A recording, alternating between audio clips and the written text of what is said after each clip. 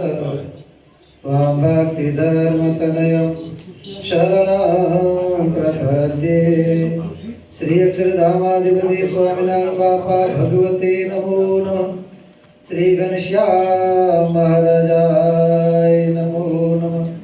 श्री हरिकृष्ण महाराजाय नमो नमः। श्री सहजानंद स्वामी महाराजाय नमो नमः। श्री बापा श्री भगवते नमो नमः। श्री सद्गुरु श्री नमो नमः। श्री स्वामीनारायण आदि आद्याचार्य धर्म दुर्लभ सनातन परम कल्याणकारी जीवन प्राण स्वामी बापा भगवते नमो नमः। स्वामी नारायण हरे।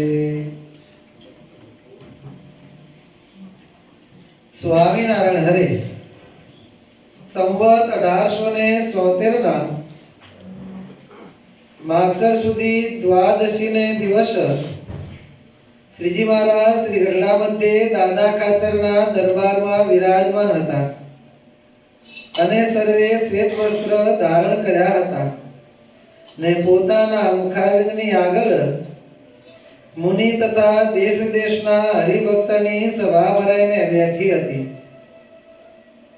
પછી શ્રીજી મહારાજ બોલ્યા, જે ભગવાનનો પ્રત્યક્ષપણે નિશ્ચય કર્યો હોય અને તેની ભક્તિ કરતો હોય ને તેના દર્શન કરતો હોય તો પણ જે પોતાને પૂર્ણકામ ન માને ને અંતઃકરણમાં ન્યૂનતા વર્તે, જે ગોલોક વૈકુંઠાદિક ધામને વિશે આને આ ભગવાનનું તેજોમય રૂપ છે તે મને જ્યાં સુધી દેખાણું નથી ત્યાં સુધી મારું પરિપૂર્ણ કલ્યાણ થયું નથી। એવું જેને અજ્ઞાન હોય તેના મુખથી ભગવાનની વાત પણ ન સાંભળવી અને જે પ્રત્યક્ષ ભગવાનને વિશે દ્રઢ નિષ્ઠા રાખે છે ને તેને દર્શને કરીને જ પોતાને પરિપૂર્ણ માને છે અને બીજું કાંઈ નથી ઈચ્છતો, તેને તો ભગવાન પોતે બળાત્કારે પોતાના ધામને વિશે જે પોતાના ઐશ્વર્ય છે અને પોતાની મૂર્તિઓ છે તેને દેખાડે છે। માટે જેને ભગવાનને વિશે અનન્ય નિષ્ઠા હોય તેને પ્રત્યક્ષ ભગવાન વિના બીજું કાંઈ ઈચ્છવું નહીં। ઇતિ વચનામૃતમ ગઢડા પ્રથમ પ્રકરણનું 9મું વચનામૃત પૂરું થયું। ભગવાન સ્વામિનારાયણ સભામાં વિરાજમાન છે અને એ વખતે સભામાં સ્વામિનારાયણ ભગવાન પોતે કેવળ કૃપા કરીને સામેથી જ ઉપદેશ આપતા કહે છે। ભગવાન કહે છે કે જ્યારે અમે મનુષ્ય સ્વરૂપે આ લોકમાં દર્શન આપતા હોઈએ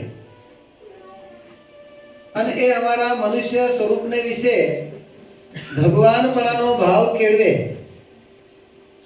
અમારો નિશ્ચય પણ કર્યો હોય, ભક્તિ પણ કરતો હોય, આજ્ઞા પણ પાળતો હોય, આ બધું જ કરતો હોય, પરંતુ એનામાં એવું અપૂર્ણપણું હોય, કહેતા સમજણમાં ક્યાંક એવી કાચપ રહી જતી હોય કે આને આ ભગવાન એનું જે દિવ્ય તેજોમય સ્વરૂપ જે અક્ષરધામને વિશે વર્ણન કર્યું છે, મધ્ય પ્રકરણનું 13મું વચનામૃત તેજનો સમૂહ છે અને સમૂહને વચ્ચે સિંહાસન છે અને સિંહાસન ઉપર દિવ્ય મૂર્તિ ભગવાન પુરુષોત્તમ નારાયણ વિરાજમાન છે।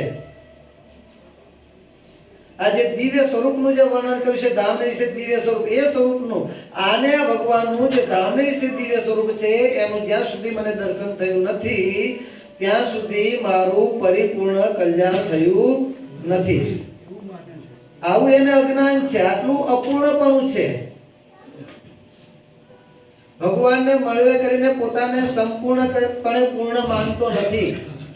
આગળ કીધું પ્રમાણે એને નિશ્ચય પણ છે, ભક્તિ પણ કરે છે, સેવા પણ કરે છે, પણ મહારાજ કે જો આટલી સમજણમાં કાચપ રહી ગયું હોય તો પણ ભગવાન કહે છે કે એના મુખ થકી ભગવાનની વાત પણ સાંભળવી નહીં। ગ્રામ ગપાટાની તો વાત એક બાજુ રહી, હે ગ્રામ્ય ગપાટાની વાત તો એક બાજુ રહી, પણ ભગવાનની વાત કરે તો પણ એના મુક્તિ ન સાંભળી. એનામાં એવું કયું તે અજ્ઞાન રહી ગયું કે જેના કારણે ભગવાને આવી મોટી શિક્ષા કરી? ગયો ધ્રુવ.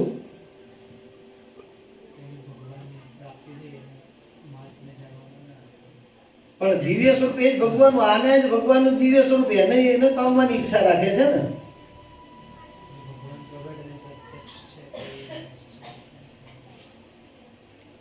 ભગવાનને સમજવામાં એને કેટલી કાચપ રહી ગઈ છે? તો બધું જ પરિપૂર્ણ છે. કઈ રીતે સમજે છે? ભાઈ ભગવાનની ભક્તિ કરે, નિશ્ચય કરે, બધું જ કરે છે. અને પાછું જે સ્વરૂપને જોવાની ઈચ્છે છે એ પાછું આ જ ભગવાનનું સ્વરૂપ, બીજા ભગવાનના સ્વરૂપની તો વાત જ નથી. આને આ ભગવાનનું જે ધામની વિશે સ્વરૂપ છે એના દર્શન નથી થયા ત્યાં સુધી મારું પરિપૂર્ણ કલ્યાણ થયું નથી. આનામાં મોટા મોટી ખોટ કઈ છે? તો ભગવાનનું પ્રતિમા સ્વરૂપ, ભગવાનનું મનુષ્ય સ્વરૂપ અને ભગવાનનું દિવ્ય સ્વરૂપ, આ ત્રણેય સ્વરૂપની વિશે એક પ્રકારનો દ્રઢાવ થયેલો નથી. ભગવાન પ્રતિમા સ્વરૂપે દર્શન આપતા હોય, પ્રતિમા નથી, દિવ્ય સ્વરૂપ જ છે. ભગવાન મનુષ્ય સ્વરૂપે દર્શન આપતા હોય, મનુષ્ય નથી, દિવ્ય જ છે. આવો એક પણાનો દ્રઢાવ થયો નથી. આ મોટામાં મોટી ખોટ છે. કારણ કે પ્રતિમા સ્વરૂપ કે મનુષ્ય સ્વરૂપ ભગવાનનું છે જ નહીં. ભગવાનનું તો દિવ્ય સ્વરૂપ જ છે. જે જગ્યાએ વિરાજમાન છે અને જે જગ્યાએ જેવા ભાવથી દર્શન આપે છે એ દિવ્ય સ્વરૂપ જ છે. એ પ્રતિમા સ્વરૂપ કે મનુષ્ય સ્વરૂપ છે જ નહીં. ત્રણ પ્રકાર ભગવાનના સ્વરૂપના છે જ નહીં. તો આપણને પ્રશ્ન ઉદ્ભવે, ભગવાનના ત્રણ પ્રકારના સ્વરૂપ છે નહીં તો શાસ્ત્રને વિશે આ ત્રણ સ્વરૂપનું વર્ણન કેમ? નિર્દેશ, ઉંગલી નિર્દેશ કર્યો કે આ પ્રતિમા સ્વરૂપ, આ મનુષ્ય સ્વરૂપ અને દિવ્ય સ્વરૂપ. એમાં તો ઉંગલી નિર્દેશ થતો નથી. બરોબર છે? એ વર્ણન નિર્દેશ છે, ઉંગલી નિર્દેશ નથી. બરોબર છે? તો ત્રણ છે નહીં તો ત્રણનો નિર્દેશ થયો કઈ રીતના? કાંઈક તો જુદાપણું આવ્યું ને.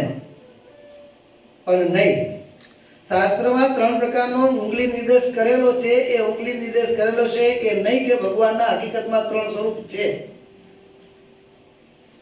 પરંતુ સ્થિતિના અભાવવાળા એવા આપણે બધાય સાધન દશાવાળા જે ભક્ત છીએ તે આપણે જ્યાં સુધી પુરુષોત્તમની દ્રષ્ટિ પ્રાપ્ત નથી થઈ ત્યાં સુધી એ દિવ્ય સ્વરૂપને વિશે આપણને મનુષ્ય સ્વરૂપના દર્શન થાય છે.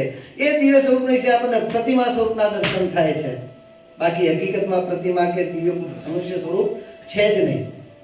જો મનુષ્ય સ્વરૂપ હોય તો કાર્યના પાંચમા વચનામૃતમાં ભગવાન દેહધારી જેવા થાય છે એવો શબ્દ ના હોત, ભગવાન દેહધારી થાય છે એવો શબ્દ હોત. શબ્દ શું વાપર્યો છે? ભગવાન દેહધારી જેવા થાય છે. ભગવાન દેહધારી થાય છે. ભગવાનના ભક્ત દેહ ભાવે યુક્ત છે તો ભગવાન પણ દેહધારી જેવા થાય છે. મતલબ કે દેહધારી તો છે જ નહીં, પરંતુ આપણી દ્રષ્ટિ એ સ્વરૂપને પામવાની છે નહીં. એટલે ભગવાનને આપણી દ્રષ્ટિના એક જોઈ શકાય એના કારણે ભગવાને એવું સ્વરૂપ આપણને દેખાડ. બાકી હકીકતમાં મનુષ્ય કે પ્રતિમા સ્વરૂપ છે જ નહીં. એ દિવ્ય સ્વરૂપ જ છે. તો ત્રણ સ્વરૂપના ભેદ છે. એ તો આપણી સ્થિતિના ભેદ છે. શાસ્ત્રમાં લખાણા એ લખનારની સ્થિતિના ભેદ નથી, દ્રષ્ટિના ભેદ નથી, પરંતુ એ સ્વરૂપને જેને જાણવાનું છે એવા સાધનિકની સ્થિતિના ભેદ લખાણા છે. કારણ કે પુરુષોત્તમને પામવા માટે તો પ્રથમના 51 વચનામાં કીધું પુરુષોત્તમની દ્રષ્ટિ જોઈએ. બરોબર? અને પુરુષોત્તમની દ્રષ્ટિ જ્યાં સુધી સ્થિતિ ન થાય ત્યાં સુધી તો પ્રાપ્ત થતી નથી. તો ત્યાં સુધી માધ્યમ તો કંઈક જોઈએ ને. એટલે ભગવાન પોતે દિવ્ય સ્વરૂપ જ છે, પરંતુ આપણને દેખાય એવા થયા છે. એટલે આપણને ભેદ જણાય છે. એ દ્રષ્ટિના ભેદ છે. એ દ્રષ્ટિના ભેદ આપણા છે. એ ત્રણેય ભેદમાં પહેલા ઉંગલી નિર્દેશ કર્યો કે જે તમે પ્રતિમા સ્વરૂપ માનો છો.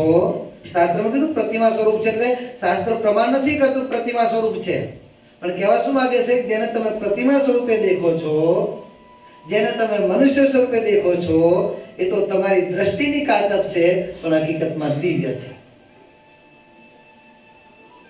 એટલે છે તો એક જ, પણ આપણી દ્રષ્ટિના ભેદ દેખાડે. બાકી એના જ કલ્યાણ સંગ ભાઈ. બાપાશ્રીએ સ્થિતિ કરાવી એ પૂર્વે એ જ પ્રતિમા સ્વરૂપની છે પ્રતિમા સ્વરૂપના દર્શન થતા હતા, અને જ્યાં બાપાશ્રીના વચને હા પડી સ્થિતિ થઈ ગઈ પછી એ જ પ્રતિમા સ્વરૂપની છે અને દિવ્ય સ્વરૂપના દર્શન થવા માંડ્યા. કારણ પુરુષોત્તમની દ્રષ્ટિ પ્રાપ્ત થઈ ગઈ. જો ત્રણેય સ્વરૂપ એક જ હોત તો પ્રતિમા અહીંયા છે અને દિવ્ય સ્વરૂપ બીજે ક્યાંક દેખાવું જોઈએ. પરંતુ એ જ પ્રતિમામાં કલ્યાણસંતભાઈને આ જે પ્રતિમા દેખાય છે આવતીકાલે એને દિવ્ય સ્વરૂપના દર્શન કરાવી દીધા.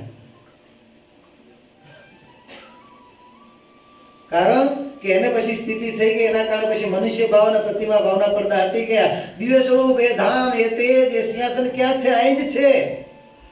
એ બધું અહીંયા જ છે. ખાલી પડદા હટ્યા નથી ત્યાં સુધી આપણને દર્શન થતા નથી. પડદા કયા છે? મનુષ્ય ભાવનો પડદો અને પ્રતિમા ભાવનો પડદો. આ પડદા નથી હટતા ત્યાં સુધી આપણને દર્શન થતા નથી. જેટલો વિશ્વાસ આવતો જાય ભગવાનને મોટા પુરુષ એટલા પડદા હટાવતા જાય છે. એટલે જે વ્યક્તિ એમ કહે છે કે આને કદાચ આપણને દ્રષ્ટિના ભેદે કંઈ જણાતું નથી તો આપણને એમ લાગે કે આવરો ભક્ત સાચો, તો પછી નહીં. ભલે આપણને નથી દેખાતું તો માનવાનું કેમ? માનવાનું કેમ? તો સત્પુરુષ જેને પુરુષોત્તમની દ્રષ્ટિ પ્રાપ્ત થઈ છે એના વચને વિશ્વાસ રાખીને માનવાનું. આપણે આપણી દ્રષ્ટિએ નહીં જોવાના, સત્પુરુષની દ્રષ્ટિએ જોવાનું. અને સત્પુરુષની દ્રષ્ટિએ જોઈએ એટલે આપણને દેખાય કે ન દેખાય પણ વિશ્વાસ તો અંતરમાં આવે કે ભલે મને મનુષ્ય સ્વરૂપ દેખાય છે પરંતુ આ તો મનુષ્ય સ્વરૂપ નથી, આ દિવ્ય સ્વરૂપ છે. ભલે મને પ્રતિમા સ્વરૂપ દેખાય છે પણ પ્રતિમા સ્વરૂપ નથી, દિવ્ય સ્વરૂપ છે. કારણ કે મારા કરતા જેને ઊંચી સ્થિતિ છે, મારા કરતા જેને વધારે અનુભવ છે અને મારા કરતા જેને ભગવત સ્વરૂપનું વધારે જ્ઞાન છે એ સત્પુરુષ કહે છે. તો એમને દેખાય તે સાચું કે આપણને દેખાય તે સાચું? સ્વામી બાપા ધૂનના આશીર્વાદમાં કહે છે, સ્વામી બાપા કે કોઈ એવું ના વિચારતા કે બાપા તો એમ કહે છે કે તમે બધા ભગવાનની મૂર્તિમાં લીન થઈને ધૂન કરતા હતા, દેહ ભાવ ભૂલી ગયા હતા. દેહ ભાવની વાત તો મૂકો, પણ બાપા કે પણ ભાઈ તો હું ધૂન કરતો હતો ત્યારે મારા ધંધાનો વિચાર કરતો હતો, મારા છોકરો દવાખાનામાં છે એનો વિચાર કરતો હતો. બાપા તો આમ કહે છે. બાપા કે એ ગમે તમે વિચાર ગમે તે કરતા હોય, સ્વામી બાપા પાછા પહેલા કઈ પાછા ચેતવે છે અને શું કહે છે? તમે એક વિચાર ગમે તે કરતા હોય પરંતુ અમારા વચ્ચે જો તમને એમ થશે કે બાપા કે સાચું તો તમને સ્થિતિ અને સુખ એ જ પ્રાપ્ત થશે. બાપા કે તમને દેખાય તે સાચું કે અમે કહીએ તે સાચું? ભગવાન મોટા પુરુષ કહે તે સાચું. કારણ કે ત્યાં સુધીની સ્થિતિ આપણી થઈ નથી એટલે આપણને ન દેખાય પણ વિશ્વાસ આવી જાય. આવ્યો વિશ્વાસ તો થઈ શ્રીજી વિશ્વાસ આવી જવો જોઈએ. બસ વિશ્વાસ આવ્યો તો દેખાય કે ન દેખાય સ્થિતિ પ્રાપ્તિ અને ખુમારી એ વીજ વર્તે. એટલે આને હજુ પુરુષોત્તમની કે સત્પુરુષની દ્રષ્ટિએ જોતા નથી શીખ્યો એટલે પ્રતિમા ભાવ અને મનુષ્ય ભાવ લઈ જાય. જો એનો સંગ કરીએ ભલે વાત ભગવાનની જ કરતા બધું જ કરતા પણ વાત ક્યાં જઈને અટકી જાય? પ્રતિમા સ્વરૂપ, મનુષ્ય સ્વરૂપ અને દિવ્ય સ્વરૂપની જે એકતાની વાત આવે ત્યાં એની ગાડી અટકી જાય અને જેવો સંગ કરીએ તેવો રંગ લાગે.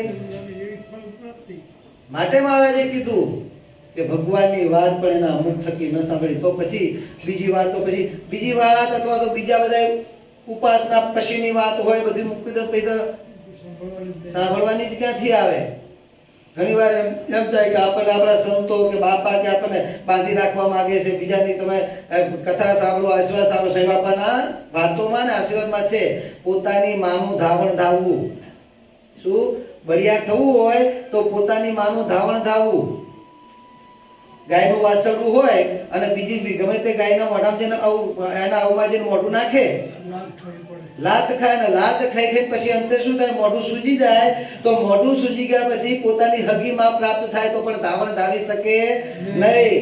સ્વામી બાપા થકી અને સ્વામિનારાયણ ગાદીની નાથવંશીય પરંપરા થકી જે ઉપાસના આપણે શીખ્યા હોય અને ઉપાસનાની જે રીત પરંપરા આપણે જે જ્ઞાન શીખ્યા હોઈએ અને દરેકની ઉપાસના પદ્ધતિ જુદી જુદી હોય. ઘણી વાર સર્વોપરીપણાની જ વાત થતી હોય. ચલો એ વાત બીજી પછી તો વાત મૂકી દઈએ પણ સર્વોપરીપણાની જ વાત થતી હોય પણ એ સમજાવવાની ઉપાસના પદ્ધતિને બધું જુદું જુદું હોય, જ્ઞાન જુદું હોય, રસ્તા જુદા હોય.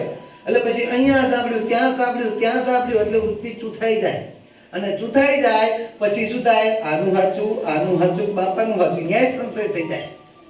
સાચી માને પણ ધાવણ ધાવવા સમર્થ ન થાય. મતલબ કે પછી ભગવાનના મોટા પુરુષના વચનમાં પણ ક્યાંક સંશય થઈ જાય. જયારે આ કથાનું જે આખું તંત્ર બદલાનું ને સ્મૃતિ મંદિર માંથી અહીંયા વાળાને બીજા ને બીજે વાળાને ત્રીજે એ મારી જ્યારે મીટિંગ થઈને બાપા જોડે અમે બેઠા હતા ત્યારે આપણા આચાર્ય સ્વામી મહારાજ કથાકારોને સ્પેશિયલ કીધેલું, શાસ્ત્ર કદાચ તમે બીજું વાંચ્યું હોય, કદાચ સાંભળ્યું હોય, દ્રષ્ટાંત એકનું એ જ હોય, સ્વયં બાપા કે બાપાશ્રી દ્રષ્ટાંતને આ રીતે વર્ણન કર્યું હોય અને બીજા કોઈની વાતોમાં કે શાસ્ત્રમાં દ્રષ્ટાંતનું બીજી રીતે વર્ણન આવે, તો આપણે જ્યારે સભાની અંદર વર્ણન કરીએ કે આપણા વિશ્વાસમાં આવે ત્યારે તો આપણે આપણા ગુરુના વચનને જ વર્ણન થવું જોઈએ. જો બીજી રીતે કરીએ, એક્ઝામ્પલ તરીકે આપણે વાત લઈએ તો દેવડાના રૂપાસા, દેવડા ગામના રૂપાસા ભગવાન સ્વામિનારાયણ કે 500 રૂપિયા ભેટ મૂકો પછી થાળ જમીએ. ગરીબ હતા બિચારા, થાળનું પણ કલ્લા વેચી વેચીને થાળનો વેચ કર્યો હતો અને મહારાજ કે આટલો મસ્ત થાળ, તમે તો ધનવાન લાગો છો કે હવે તો 500 રૂપિયા ભેટ મૂકો તો જ થાળ જમીએ કે. અને બીજા દાગીના ગીરવે મૂકીને ભગવાન પાસે 500 રૂપિયા ભેટ મૂક્યા. હવે ઉપાસનાની વાત તો એક બાજુ રહી, એમાં ખાલી સ્વામી બાપાના આશીર્વાદમાં એવું છે કે મહારાજે એની પાસે જાર લેવડાવરાવી, ચાર આને મણના ભાવે જાર લેવડાવરાવી, બરોબર છે. બીજા સ્વામિનારાયણ સંપ્રદાયની સંસ્થાઓમાં એનું જ વર્ણન છે અને એમાં ડાર લેવડાવરાવી, તુવેરની ડાર લેવડાવરાવી, આ વર્ણન છે, બરોબર છે. હવે આ તો કોઈ સિદ્ધાંતની વાત નથી ને, આ તો કોઈ સિદ્ધાંત નથી, પણ જો ખરેખર ખરી માતાનું ધાવણ ધાર્યા હોય તો આપણને જાર જ દેખાવી જોઈએ. આમાં તો સિદ્ધાંત નથી, પણ આપણા બાપ બોલ્યા છે, આપણા ગુરુ બોલ્યા છે. ખરી નિષ્ઠા ક્યારે કહેવાય કે આમાં તો સિદ્ધાંત નથી તો પણ આપણા બાપ બોલ્યા એ સાચું.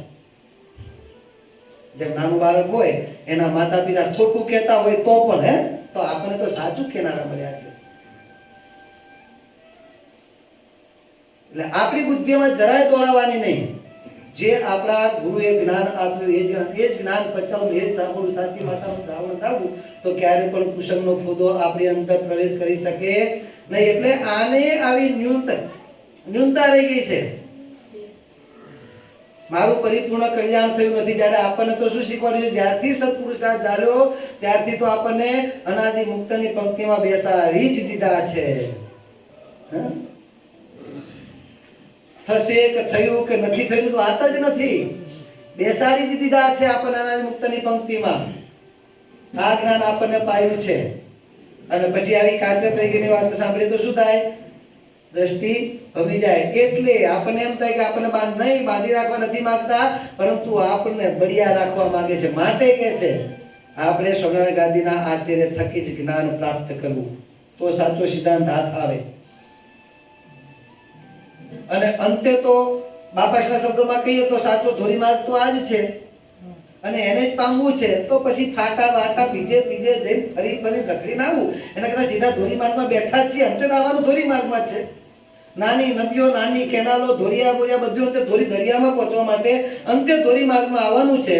તો આપણે ધોરીમાર્ગમાં જ બેઠા છીએ, તો પછી આપણે ફાટાની કે કેનાલોની કે એની ક્યાં આશા રાખવી? માટે આપણામાં ક્યારે પણ બાપા કહે છે કે આવું અપૂર્ણપણું હોવું જોઈએ નહીં. ભગવાન સ્વામિનારાયણ કદાચ દિવ્ય સ્વરૂપનું જે શાસ્ત્ર અંદર વર્ણન કરેલું સામર્થ્ય વર્ણવેલું છે કે ભગવાન સ્વામિનારાયણનું સામર્થ્ય કેટલું છે, તો ભગવાન સ્વામિનારાયણની શક્તિ છે એ ભગવાન સ્વામિનારાયણની શક્તિ છે સગુણ અને નિર્ગુણ. એ સગુણ અને નિર્ગુણ ભગવાનના જે બે સ્વરૂપ છે એ સ્વરૂપનું સામર્થ્ય કેટલું છે, તો નિર્ગુણ સ્વરૂપ અતિ સૂક્ષ્મથી પણ સૂક્ષ્મ છે અને સગુણ સ્વરૂપ સ્થૂળથી પણ અતિ સ્થૂળ છે, એટલે મોટું, વિશાળ. સ્થૂળ એટલે વિશાળ. અને નિર્ગુણ સ્વરૂપ સૂક્ષ્મથી અતિ સૂક્ષ્મ એટલે કેટલું સૂક્ષ્મ છે, તો નિર્ગુણ સ્વરૂપ એક રેતીનો નાનામાં નાનો કણ લઈએ, એ કણના 100 ટુકડા કરીને એમાંથી એક ટુકડો કહીએ ને એમાં પણ આવી જાય એવું નિર્ગુણ સ્વરૂપ છે. અને સગુણ સ્વરૂપ કેવું છે, નિર્ગુણ સ્વરૂપે કરીને સગુણ સ્વરૂપ કર્યું એની અંદર અનંત કોટી બ્રહ્માંડોની ઉત્પત્તિ સ્થિતિનો પ્રલયની ક્રિયાઓ થાય છે. હવે નિર્ગુણ સ્વરૂપ છે, નિર્ગુણ સ્વરૂપે કરીને અક્ષરથી કરીને કીટ પર્યંત, રેતીના કણ પર્યંત દરેકને વિશે અંતર્યામી શક્તિ કે વ્યાપીને રહ્યું છે ભગવાનનું નિર્ગુણ સ્વરૂપ. અનંત કોટી મૂળ અક્ષરો અને અનંત કોટી વાસુદેવ બ્રહ્મને એના કરતા કોટી ગુણ્યા આપણે લગભગ આગળ વાત કરી હતી, બરોબર છે ને? અનંત કોટી ગુણ્યા અનંત કોટી ગુણ્યા અનંત કોટી વાત આવી હતી ને? નથી આવી. એક ભગવાન સ્વામિનારાયણની મૂર્તિ આપણે આ વાત પૂરી કરતા જે પ્રમાણે આજે કે આ રીતે નિર્ગુણ સ્વરૂપ છે, આ રીતે દરેકની છે વ્યાપીને રહ્યું છે, વ્યાપીને સાક્ષી રૂપે રહ્યું છે, અને સાક્ષી રૂપે રહ્યા તકા દરેકના એક એક કર્મને જાણી અને એને આગળ તે કર્મનું કેમ કેમ કઈ જગ્યાએ કેમ ફળ ભોગવે બધું જ કાર્ય નિર્ગુણ સ્વરૂપની અંદર થાય છે, અક્ષરથી પર્યંત. અને એક બ્રહ્માંડની અનંત કોટી બ્રહ્માંડોમાં દરેક જીવ માત્ર સજીવ નિર્જીવ દરેકમાં અંતર્યામી શક્તિ કરી વ્યાપીને રહ્યું છે, અને સગુણ સ્વરૂપે કરીને બધાને બહારથી ધરી રહ્યું છે. સગુણ સ્વરૂપે કરીને આ બધાને બહારથી ધરી રહ્યું છે. અને આટલું સમૂર્ત એ નિર્ગુણ અને સગુણ સ્વરૂપ છે, તેમ છતાંય એ બંને સ્વરૂપનું ધરતલ જે મૂળ સ્વરૂપ એ તો ન્યારા ભગવાન સ્વામિનારાયણથી અલગ છે, વ્યતિરેક મૂર્તિ. આ તો અન્વય સ્વરૂપની વાત કરી. તો નિર્ગુણ અને સગુણ શું છે? નિર્ગુણ સ્વરૂપ પણ ભગવાનને ન કહેવાય, સગુણ પણ સ્વરૂપ ભગવાનને ન કહેવાય. તો સગુણ અને નિર્ગુણ શું છે? તો ભગવાનનું અલૌકિક ઐશ્વર્ય છે.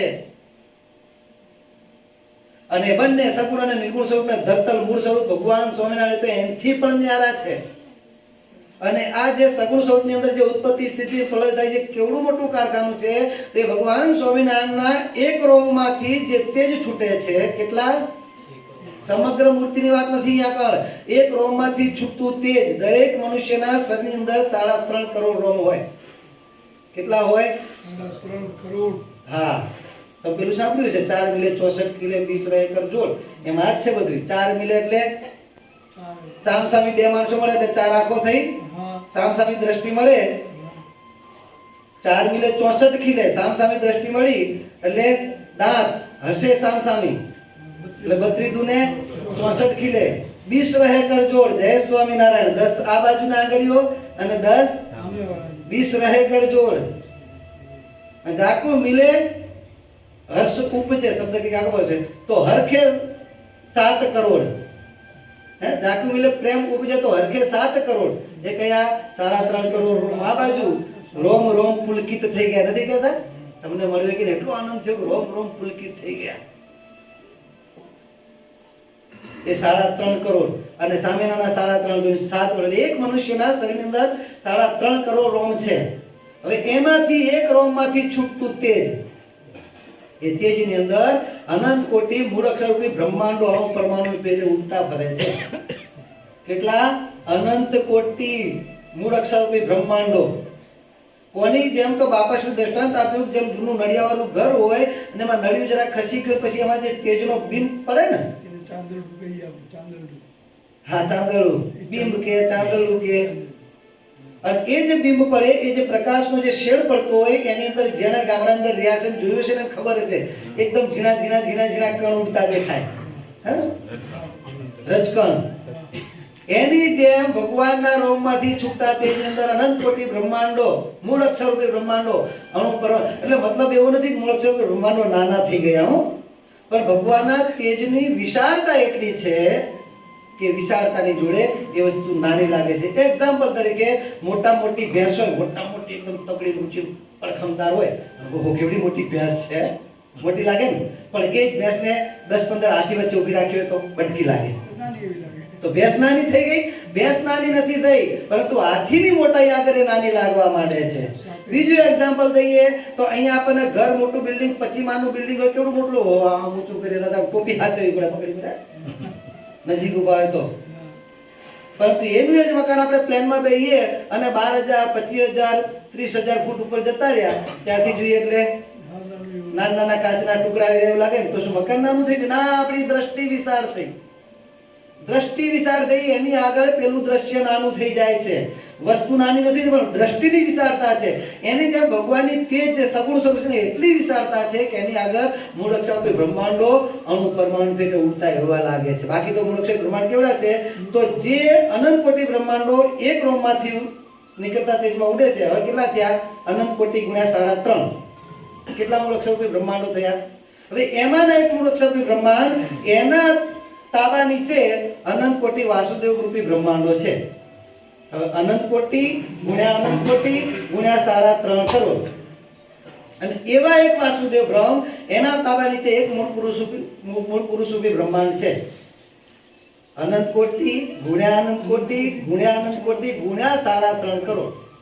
અને એવા એક મૂળ પુરુષ, એના અંદરમાં અનંત કોટી પ્રધાન પુરુષ રૂપી બ્રહ્માંડો છે. અનંત કોટી ગુણ્યા અનંત કોટી ગુણ્યા અનંત કોટી ગુણ્યા અનંત કોટી ગુણ્યા 3.5 કરોડ.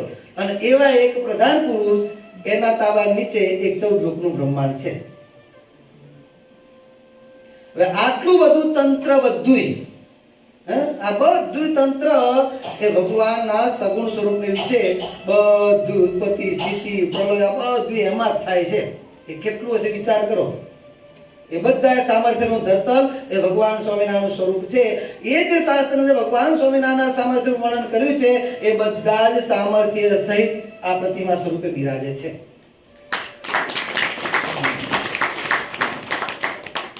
આજ ભગવાનના સામર્થ્ય કે બધું જ થાય છે. બેઠા બેઠા સંકલ્પ કરે પ્રમાણે થાય છે. અરે આ તો હજુ પ્રતિમા સ્વરૂપ આપણને આપણી દ્રષ્ટિએ મોટું દેખાય છે, પરંતુ બાપા કે સંતો પધરાને નાના હરિકૃષ્ણ મહારાજ લઈ આવ્યા હોય અને હરિકૃષ્ણ મહારાજ આપણી દ્રષ્ટિએ કેટલું સ્વરૂપ દેખાય છે, તેમ છતાં આપણું બધું કારખાનું એ સ્વરૂપમાં બધું છે. માર્કંડેય મુનિ પોતાની ઝૂંપડીની બહાર પલંગ ઉપર સૂતા બેઠા હતા. બેઠા બેઠા વિચારો ભગવાનની માયાનું બળ કેવું હશે, એકવાર જોયા જેવું છે. આવો સંકલ્પ છે. ભગવાને સંકલ્પ કર્યો તથાસ્તુ. જે પ્રમાણે માર્કંડેય મુનિ સંકલ્પ કર્યો છે એ તે પ્રમાણે મૂર્તિમંત થાઓ. અને ભગવાનનો સંકલ્પ છે એટલે સત્ય સંકલ્પ છે. હાવેલાધાર વૃષ્ટિ થવા માંડી. ચારે બાજુથી પાણી પાણી પાણી. આંખના પલકારમાં પાણી ચડવા માંડ્યું. ઝૂંપડી તણાવવા માંડી. પેલા માર્કંડેય પોતે બચવા માટે બાજુમાં ડુંગરો હતો, ટેકરી હતી, ટેકરી પર ચડવા માટે પણ ચડતા જાય પાણી ચડ. ભગવાનનો સંકલ્પ હતો ભાઈ. ચારે બાજુ જળબંબાકાર માર્કંડેય મુનિને દેખાયો અને પાહીમામ કરતા ચડતા જાય ચડતા જાય ચડતા જાય. પાણી આવતું જાય. જેવા ઉપર ટેકરીની ટોચે ગયા ને, ટેકરીની ટોચ ઉપર એક વડનું વૃક્ષ હતું. હા, અને વડના વૃક્ષની નીચે વડના પાંદડાની અંદર શેષાઈ નારાયણ આસન કરીને પડેલા હતા. વટપત્તન સાઈ નારાયણ. શું? વટપત્તન સાઈ નારાયણ. વડના પાંદડાને વિશે વિચાર કરો કે જેવડો માણસ હોય, જેવડું આસન એવડો માણસ ના હોય.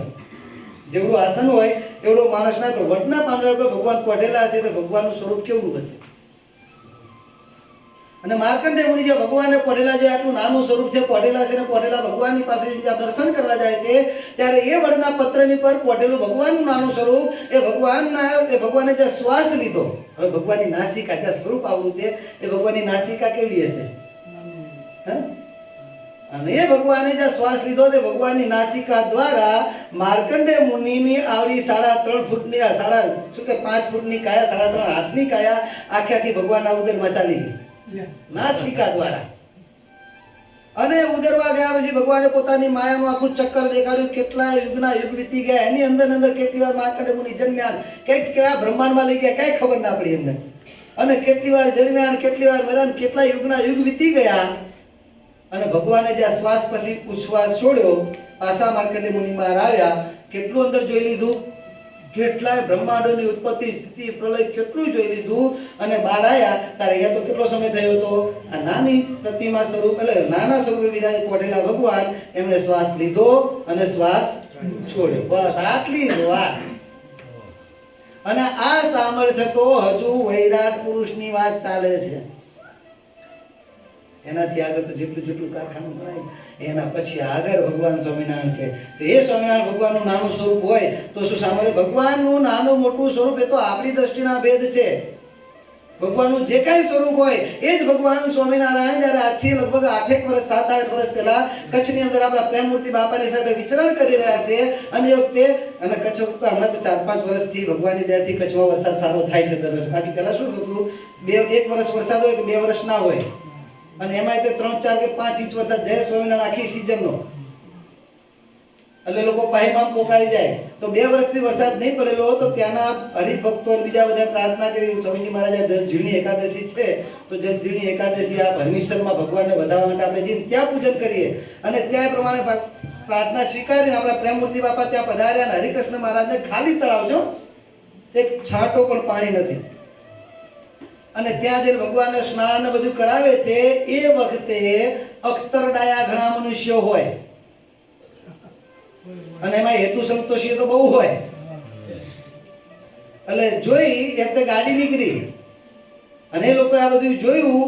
એટલે સંતો જો આપણે ત્યાં કોચમાં બેઠેલા હતા, નીચેથી એ ચાલ્યા જતા હતા, દર્શન કરી અને ચાલ્યા જતા હતા. તો એ લોકો શું બોલ્યા કે આપણા હરિકૃષ્ણ મહારાજ તો જલમાં ઝીલે કે, અને મણિનગરના હરિકૃષ્ણ મહારાજ તો રેતીમાં ઝીલે, કારણ કે તળાવ ખાલી હતું. એની દ્રષ્ટિ પ્રમાણે બરોબર છે, એટલે પણ કટાક્ષ.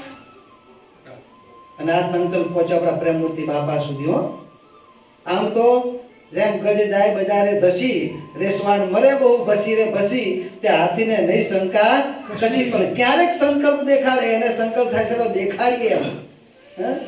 કે હરિકૃષ્ણ મહારાજનું શું સામર્થ્ય છે.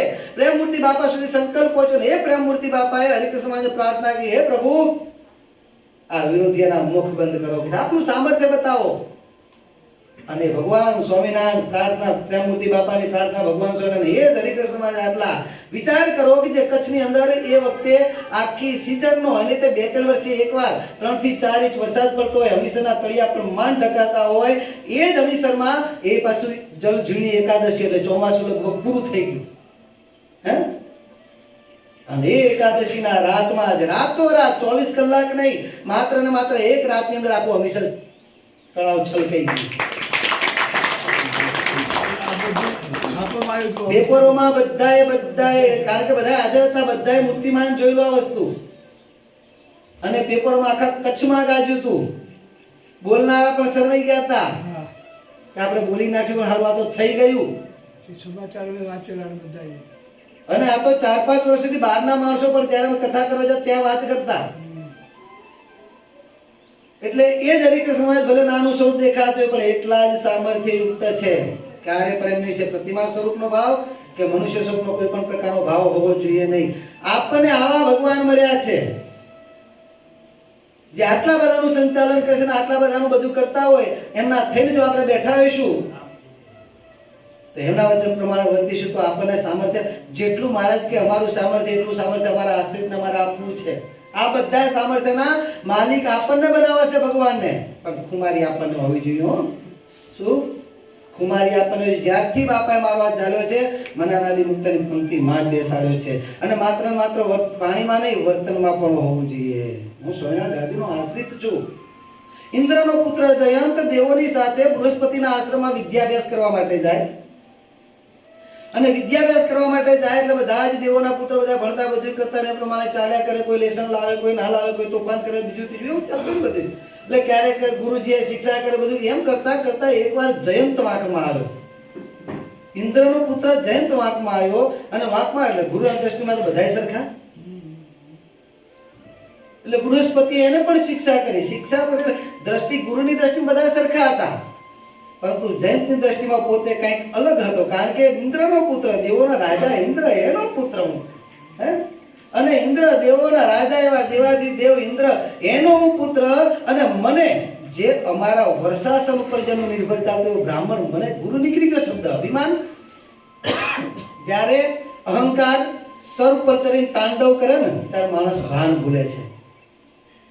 ગુરુ જેને પોતાનો બાપ પણ ગુરુ કહીને બોલાવતા હોય, એના પ્રત્યેથી એને ગુરુ ભાવ નીકળ્યો. બ્રાહ્મણ અમારા વર્ષાસન પર એનું નિર્ભર ચાલતું હોય, અને એ ઇન્દ્રનો પુત્ર જયંત, દેવોના રાજા ઇન્દ્ર, એને શિક્ષા કરે, એવી તેની કેવી તાકાત કે છે, જોઈ લો કે છે. અને ઉપડ્યો પોતે એના બાપની સભામાં, અને સભામાં જઈને કે છે, પિતાજી પિતાજી, કે શું થયું બેટા, કે છે, અરે આપનું નાક કપાય છે, પણ શું થયું તો કે.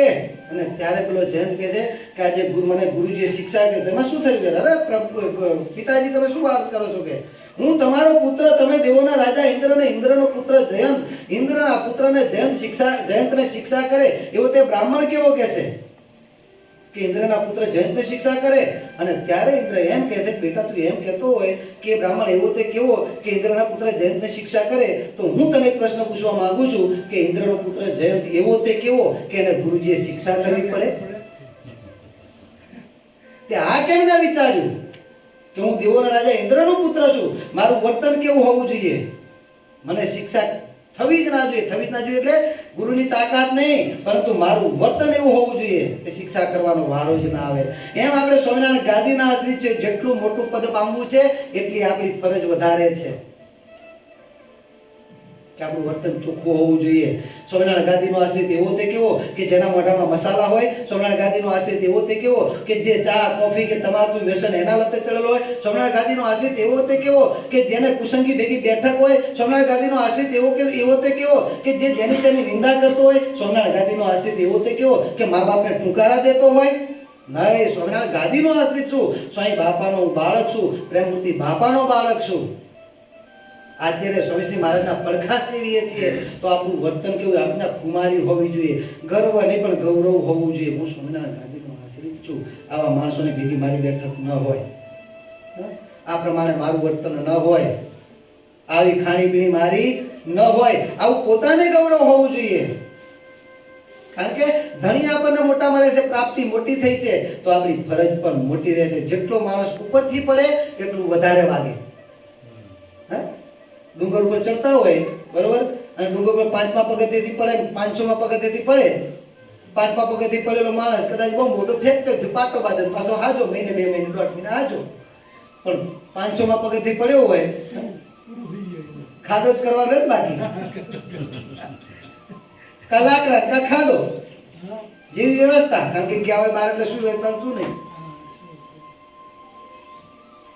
એટલે આપણને ભગવાને ટોચ ઉપર બેસાડે છે. જેટલા ઉપર છીએ એટલું વધારે સાવધાન રહેવાનું છે. જેટલી મોટી પ્રાપ્તિ એટલી આપણી ફરજ વધે છે કે આપણું વર્તન કેવું હોવું જોઈએ. એક બાજુ કથા વાર્તાનો સમય થાય ને એક બાજુ પિક્ચર કે ક્રિકેટ કે એનો સમય હોય.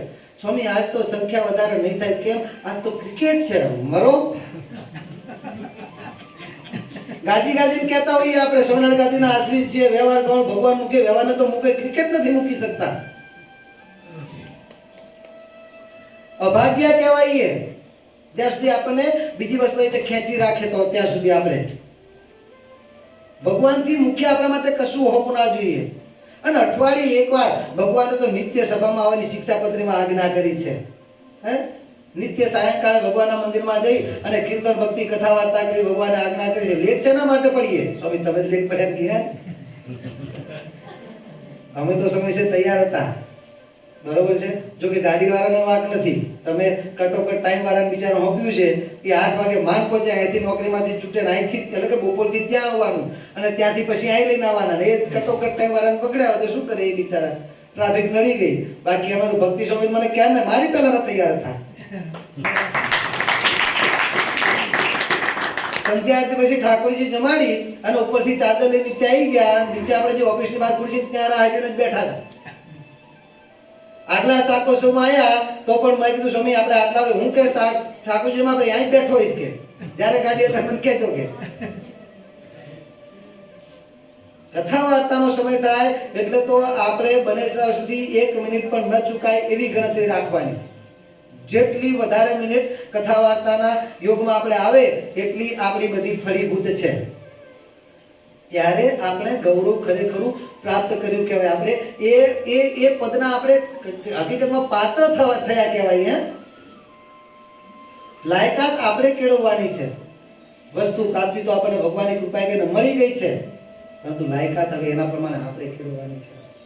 ભગવાનને મોટા પુરુષ સભાની અંદર એમ કે રણછોડભાઈની વાત તો રણછોડભાઈની વાત મૂકી દે. આટલા વાગે કથામાં હાજર હોય એટલે હોય એટલે રણછોડભાઈની ફરજ બની ગઈ.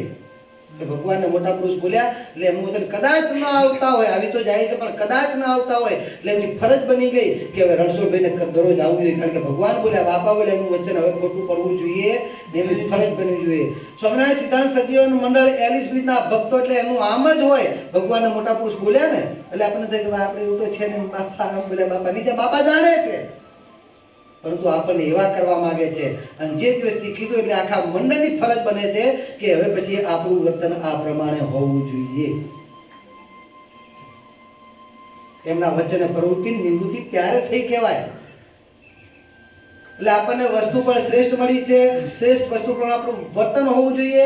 અને સમજણ ને કુમારી આપણને એવી જોઈએ કે આપણને તો ભગવાને ભલે આપણને દેખાય ગમે તે, સાધન દશામાં છીએ એટલે દેખાય ગમે તે, પરંતુ આપણે તો અક્ષરધામમાં ભગવાનની મૂર્તિમાં અનાદિ મુક્તની પંક્તિમાં જ બેઠા છીએ. અને આ પ્રમાણે જો ખુમારી રહેશે, વિશ્વાસ રહેશે, તો જેવી પ્રાપ્તિ છે એવી સ્થિતિ થવાની છે. પ્રાપ્તિ એ કૃપાએ કરીને છે અને સ્થિતિ એ કૃપાએ કરીને છે. પ્રાપ્તિ પૂરી કૃપાએ કરાવી, સ્થિતિને રાખી અધૂરી, તે પણ તારી કૃપાએ થશે. તે ભગવાનની કૃપાએ કરીને થવાનું છે. પ્રાપ્તિમાં આપણું બળ કામ નથી આવવાનું અને સ્થિતિમાં આપણું બળ કામ આવવાનું નથી. પ્રાપ્તિ પણ એમની કૃપાએ થઈ છે અને સ્થિતિ પણ એમની કૃપાએ થવાની છે. પરંતુ પ્રાપ્તિ અને સ્થિતિ વચ્ચેનો જે માર્ગ છે એમાં આપણે ડગવાના જોઈએ. આપણા કદમ આજ કરતા કાલ ને કાલ કરતા પરમ દિવસનું કદમ એક સ્ટેપ આગળ હોવું જોઈએ, નહીં કે આપણે પાછા પડે. એ જવાબદારી આપણી છે.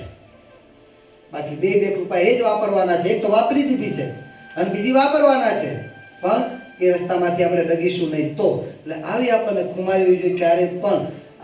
ક્યારે પણ માયાના જીવ નથી. ઘણા ભક્તો સમજી શું કરીએ, માયામાં પડ્યા, માયાના જીવ નહીં. આપણને બીજો કોઈ બાબાશ્રી પોતાનો આપણને કોઈ માયાનો જીવ કહે તો આપણને ગાળ દીધી કહેવાય. આ તો આપણે જ આપણને ગાળ દઈએ. સમજી શું કરીએ, માયાના જીવ છીએ નથી. હું તમે આપણે કોઈ માયાના જીવ નથી. ભગવાનના આપણે જીવ છીએ, ભગવાનના બાળકો છીએ. જ્યારથી ભગવાનને હાથ ચાલ્યો ત્યારથી માયાનો અધિકાર આપણી પરથી ગયો. આપણે માયાબદ્ધ જીવ નથી. પછી આપણે ભગવાનના બાળક થયા. એટલે આપણને ખુમારી, પછી કીધું ને કે જેને એવી ખુમારી વ્યક્તિ હોય કે આ ભગવાનને દર્શને કરીને પોતાના પૂર્ણ પરિપૂર્ણ માને અને બીજું કઈ નથી ઈચ્છતો, એ માટે મહારાજ કે બળાત્કારે અમે અમારું ધામ ને મૂર્તિઓ દેખાડીએ છીએ. પરંતુ ખુમારી કેવી હોય જોઈએ? બસ આ સત્સંગમાં કેમ કરીને ભગવાન મારી ઉપર રાજી થાય. આટલી ભક્તિ કઈ મરી ગયા તો ભગવાને મારી સામે જોયું નહીં. ભગવાને શું આ તાનમાં બેસાડે નથી વિશેષ. ભગવાનની આપણી પર સતત દ્રષ્ટિ છે. એ દ્રષ્ટિને જોવાની આપણી દ્રષ્ટિ નથી. એમાં કોનોમાં પણ ભક્તિ કરી મરી ગયા તો ભગવાને મારી સામે જોયું નહીં. આટલો સત્સંગ કરીએ તો આપણે શું પામ્યા? આ સત્સંગની પ્રાપ્તિ થઈ એ મોટા મોટી પ્રાપ્તિ છે. 1936ની સાલમાં ધ્યાનચંદ, ભારતનો ઇન્ડિયાનો હોકી પ્લેયર, અને તે 1936ની સાલમાં હોકી વર્લ્ડ કપ જર્મનીમાં રમાતું હતું. જર્મની સામે ભારત રમતું હતું ને એ વખતે આ ધ્યાનચંદ ભારતની ટીમે જર્મનીને એવી રોધી નાખી, લગભગ 16-1ના ટાર્ગેટથી એને હરાવ્યું જર્મનીને. અને એ વખતે આ ધ્યાનચંદે એકલાએ 15 ગોલ કર્યા હતા. 15 પોઈન્ટ એકલા ધ્યાનચંદે કરેલું. અને ધ્યાનચંદની જે હોકી ફરે આમથી નામ. અને એ વખતે સ્ટેડિયમની અંદર હિટલર બેઠો હતો. એ તરત પેવિલિયનમાં આવ્યો, ગ્રાઉન્ડમાં આવ્યો કે આની હોકી તોડો, આની હોકીમાં કંઈક છે, ચુંબક છે કે છે, જાદુ છે, તોડો કે. બધાની વચ્ચે હોકી તોડાવી, કાંઈ ના નીકળ્યું. અને પછી હિટલરે રાત્રે ધ્યાનચંદને પોતાના રૂમમાં બોલાવ્યો અને ધ્યાનચંદને એમ કે, ધ્યાનચંદ તું આટલું બધું તારા દેશને માટે કરી મરી ગયો, દેશે તને શું આપ્યું કે છે? દેશે તને આપ્યું શું? તું જર્મની તરફથી રમ, તને આગળ લઈ જઈ, તારું નામ ના કરી નાખશે. ત્યારે ધ્યાનચંદ એમ કહે છે કે હિટલર, મારા દેશની જવાબદારી નથી કે મને આગળ વધારે, મારી જવાબદારી છે મારા દેશને આગળ વધારવો. કે આપણને એટલી ખુમારી ન હોય? સત્સંગમાં આપણી જવાબદારી છે. જવાબદારીનું આપણને ભાન એટલું હોવું જોઈએ કે આખા મંડળની જવાબદારી મારી છે. જે કંઈ કરવાનું મારી એકલાની જવાબદારી છે. બાકીના કરે એ તો બધા મને મદદ કરે છે. અને આવું એક જણે નહીં, એક હરિભક્તએ સમજવાનું છે. અને આવું સમજીને પછી ભગવાનની ભક્તિ કરો. ભગવાનને રાજી કરવામાં તમને કોઈ પાછા પાડે તો કહેજો ને. મારે હું બોલું છું મારે તમારે બધાને શીખવાનું છે. મંડળમાં છે તો મંડળની જવાબદારી, સત્સંગ સંસ્થામાં છે આખી સંસ્થાની જવાબદારી મારી છે. કારણ કે સંસ્થા મારી છે, આખી જવાબદારી મારી છે. પરંતુ હું એકલો તો પહોંચી નહીં વળે, બધા મને મદદ કરે છે. તો ક્યારે એવું નહીં થાય પેલો નથી કરતો મારે કરવાનું. જ્યાં સુધી સત્સંગ પોતાનો નથી મનાવો, મંડળ પોતાનું નથી મનાવવું, ત્યાં સુધી મને તમને બીજાનું જો એ નથી કરતો મારે શું? માલિક બેઠો હોય બરોબર છે અને બીજો ના કરે માલિક બગડવા દેશે? આ તો મારું છે, મારે તો કરવું જ પડશે ને. આ બધા વેપારીઓ ઠક્કરો, બધા વેપારીઓ છો બરોબર છે. બધા વેપારીઓને તમને બધાને ખબર છે. દુકાને તમારા 5-5 નોકરો હોય, આખો દિવસ બધું ચાલતું હોય, તમે કંઈક ઉપરા ઉપરી કંઈક ગ્રાહક આવી ગયા વધારે પડતા અને ખાવાનો ટાઈમ થઈ ગયો તો તમારા નોકરો તેના ટાઈમે ટિફિન ખોલીને બેસી જ જવાના. અને જે દુકાનનો માલિક હશે સિઝનના ટાઈમમાં કેવું હોય છે ભાઈ, આપણે ઘણી બાવડા ભક્તો કે સ્વામી ઘણી વાર તો બપોર હવા ટિફિન લઈ ગયા હોય, આજે ઘેર ભેગું લઈને આવીએ કે છે. અને બપોર હવાનું લઈ ગયેલું બપોર માટેનું ટિફિન હાજે જમીએ. શું સવારનું લઈ ગયેલું બપોર માટેનું ટિફિન સાંજે જમીએ છીએ. બરોબર છે? આ બધું આપણે જાણીએ છીએ. કેમ? દુકાન મારી છે. માલિક દુકાન મારી છે, એમાં મંડળ મારું છે, આ સંસ્થા મારી છે, આખી સંસ્થાની જવાબદારી મારી છે એકલાની. બાકી બધા છે તો મને સપોર્ટ કરે છે. અને આવું એક એક હરિભક્તે સમજવાનું છે. મારે તમારે બધાએ સમજવાનું છે. અને આવું સમજીને સેવા કરીએ પછી કોઈ ચિંતા ના પડે. અથવા મને આમ કહી દો પેલો કે હું શું લ્યા કરું. ઘરમાં આપણને કોઈ કઈ કહેવાના મળતા જ નથી. હે? ઘરમાં આપણને કોઈ કઈ બીજી કહેવાના મળતા જ નથી. તમે આ કર્યું બરોબર નથી કર્યું, આમ કરવું જોઈએ, આ બહુ સમજાવી ના લાયાનું. ગામમાં 10 જણા વખાણ્યું હશે, ઘરમાં એક માણા નહીં વખાણે તો ભાઈ આપણે ફેંકી નીકળી ગયા. હવે કદી કરવું જ નહીં. કેમ? ઘર આપણું છે. એટલે કે છે એને કરવા વાળા મળશે, કે છે એનાથી ભૂલ થશે, કરે સોરી કે છે નહીં કરશે એનાથી ભૂલ થશે. એક બાજુ બેહી જ રહ્યો હોય, 25 જણા કામ કરતા હોય, પછી મારા જો આળસુ હોય દેહ રાખો આમ બેહી રહ્યો એક બાજુ ખૂણામાં, અને પછી બેઠા બેઠા લોકો કરતો ને જો ધ્યાન નહીં રાખતો, જો બગાડ્યું એને સંસ્થાનું કઈ પડી નથી. પણ તારે કરવું નથી અને પેલો કરે એનું બગાડ્યું કે છે. કરે તો પડવાનું છે ને. મેં કરી ભૂલ પણ બેહી રહ્યો છે, ક્યાંથી તું ભૂલ કરવાનો છે? પલાઠી વાળી બેહી રહ્યો કઈ ભૂલ નથી થવાની. સત્સંગની બને એટલી સેવા કરવાની. ન થાય તો કર્તવ્યમાં ક્યારે પણ આપણે આડખીલી કરી અને પાપના પોટલા ન બાંધવા. પહેલું તો કરતા હશે એની આડખીલી કરીશું, સંકલ્પ કરીએ તો પાપ બંધાય છે. પણ કદાચ આપણે સંકલ્પ કરીએ અને એના કારણે સામે વ્યક્તિને ખોટું લાવીને સેવા મૂકી દેશે ને એનું વધારે પાપ લાગશે. એટલે મહારાજ કહે છે આપણે બધાએ શું કરવાનું છે? સત્સંગ આપણે આપણું ઘર માનવાનું છે. સત્સંગ આપણે ઘર માન્યું છે. ઘરને તો શણગારો કીધું આપણે ગાઈએ છીએ, પણ ગાઈએ વર્તનમાં આવવું જોઈએ. વાચાર્થ એ ખાલી વાચાર્થમાં ના રહેવું જોઈએ, લક્ષ્યાર્થમાં આવવું જોઈએ. એટલે આ ઘરને આપણે બધાએ શણગારવાનું છે. આપણે બધાની જવાબદારી છે. આ ઘર છે એ પણ ઘર છે, આ મંડળ પણ ઘર છે, સત્સંગ આપણી સંસ્થા છે એ પણ આપણું ઘર છે, અને આ હૃદય છે એ પણ આપણું ઘર છે. હૃદય પણ શણગારવાનું છે, મંડળ પણ શણગારવાનું છે, અને સંસ્થાને પણ શણગારવાની. શણગારવાનો અર્થ એવો નથી ભાઈ ઓલા શું કે ફૂલદાન ગુલાન મંડી પર, એ બધી સેવા જ છે. પણ શણગાર મતલબ કે દિન પ્રતિદિન આપણે બધાએ ભક્તિના માર્ગે, સેવાના માર્ગે, ધ્યાનના માર્ગે, એને કેમ પ્રકારે ભગવાનને રાજી કરવાના માર્ગે આપણે આગળ વધવા જોઈએ. એ આપણે બધાએ કરવાનું છે. અને ભગવાન ભજવાના છે અને ભજાવાના છે. આજુબાજુ બીજા ત્રીજા આપણે લાવવાના છે. અહીંયા વાત તો થાય છે પણ બધા કોઈ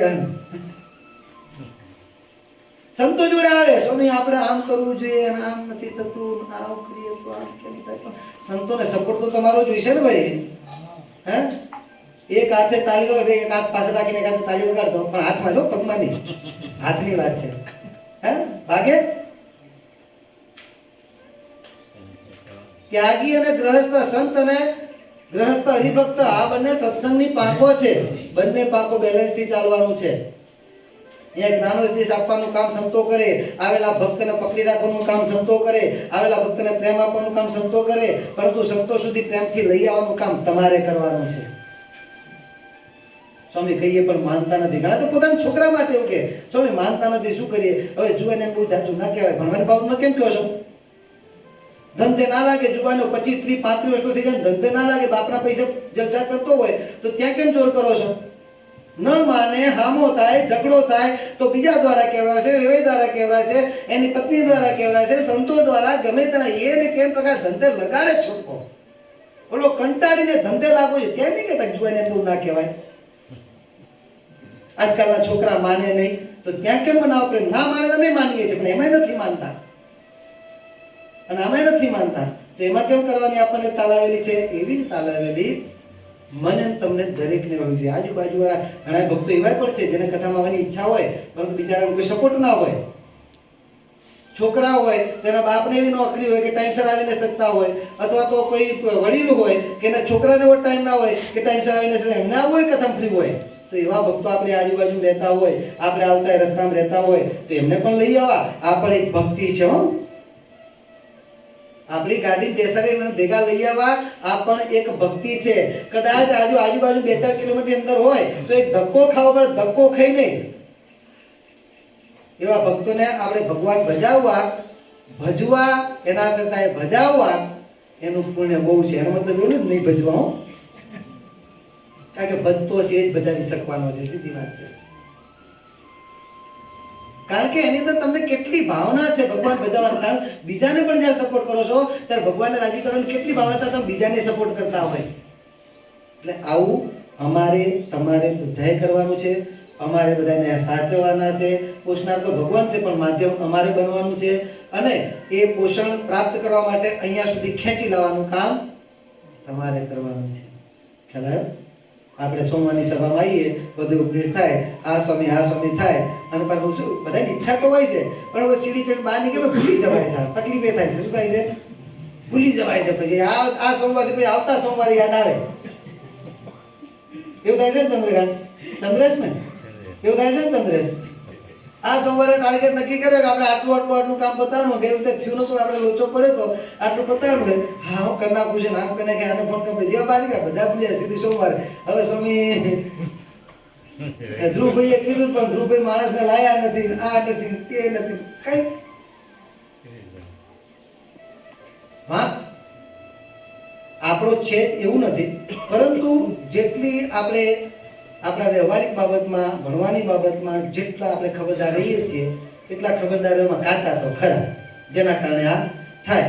એટલે આ રીતે બાપા કહે છે કે આપણે બધાએ સાથે મળીને ભગવાન ભજવાના છે, અને ભગવાન ભજીને ભગવાનને રાજી કરવાના છે. વિશ્વાસ પણ આવો રાખવાનો છે. આવા વિશ્વાસથી ભગવાન ભજીશું તો મારે જે છેલ્લે કીધું એમ કે બળાત્કારે નહીં છે તો પણ બળાત્કારે એવું બને. આટલી ભક્તિ કરું બધું કરતો હોય એ ભગવાનના ધામ અને ભગવાનની મૂર્તિના દર્શને નહીં છે, બને એવું. પણ જેને બંને હાથમાં લાડુ હોય ને એવા સ્થિતિ પામેલા ભક્તની વાત છે. કઠિયારા ભક્ત મહારાજ કે લંબાવતા નથી, સમય થઈ ગયો છે એટલે વાતો બહુ સરસ છે, આપણે જાણીએ છીએ, પણ એને સમજીએ ને ત્યારે કથામાં એને ભાવ આપીને જે સમજીએ, અંદર એનો ભાવ આપણે જ્યારે ઊંડા ઉતરી બહાર કાઢીએ ત્યારે ખબર પડે કે એની અંદર કેટલી મહાનતા રહેલી છે ભક્તની સમજણની પાછળ ને સ્થિતિની પાછળ ને સામર્થ્યની પાછળ. ઉપર છબછબે કરે મોતી ના આવે. જાણી જાય દરિયો છે, આટલો મોટો દરિયો છે, પણ અંદર કેટલું છે એના માટે અંદર ડૂબકી હોય, પ્રસંગ એનો એ જ હોય. બધું ડૂબકી મારીએ ત્યારે ખબર પડે, પણ સમય નથી એટલે ડૂબકી મારતા નથી. પણ એક અઠ્યારા ભક્ત ભગવાન કહે છે તમને આ લોકના વૈભવ જોઈતા હતા, આ લોકના વૈભવ આપીએ. મહારાજ આ લોકના વૈભવ તો જોઈતો અમે મૂર્તિ મહારાજ એ ન કહીએ કે આપની ઈચ્છા હોય એમ કરો બસ. કારણ કે એમાં તો બે હાથમાં લાડુ છે, છતી દેહમાં આપણે મૂર્તિનું સુખ ભોગવીએ છીએ, અને મૂર્તિમાં લેલો તો પણ મૂર્તિનું સુખ ભોગવવું છે. બે હાથમાં લાડુ જ છે. અને ત્યારે મહારાજ એમના કુવાડા ઈચ્છતા નથી તો પણ ત્યાં કુવાડા મુકાવી દેહ પડાવી અને વગડાની વચ્ચે ઘર સુધી જાઓ ને આમ કલો વેરતા કલો તારા ચંદ હા કરતા નહીં, ત્યાં જ બંનેના દેહ મુકાવી અને બંનેના જીવાત્માને પોતાના જેવા સાકાર કરી અને પોતાની મૂર્તિમાં વગડાની વચ્ચે, કારણ કે ત્યાં જ ધામ છે, ભગવાન છે તો એ પછી વગડો નથી, એ જ ધામ. અને ત્યાં જ ભગવાન બંનેના જીવાત્માને પોતાની મૂર્તિમાં અનાજ મુક્તની ભક્તિમાં. આમ મહારાજ કહે છે નહીં છે તો પણ બળાત્કારે અમારા ધામ અને મૂર્તિઓ દેખાડીએ છીએ. પણ ક્યારે? આવી ખુમારી સાથે અને આવી ફરજ સાથે આપણે જો જીવન સત્સંગમાં જીવીશું અને ભગવાનને રાજી કરીશું તો અંતમાં સોનારાયણ બાપા, સ્વામી બાપા, પ્રેમમૂર્તિ બાપા અને આચાર્ય સ્વામી મહારાજમાં પ્રાર્થના કરીએ કે હે બાપા આ પ્રમાણે પાકી સમજણ કેળવી અને સત્સંગની ખુમારી અને સત્સંગને અમારું ઘર માની અને અમારું જીવિતવ્ય આ સત્સંગમાં પૂર્ણ કરીએ એવી દિવ્ય બળ બુદ્ધિને શક્તિ અમને આપશો. એ પ્રાર્થના સાથે હું અક્ષરધામના અધિપતિ સ્વામિનારાયણ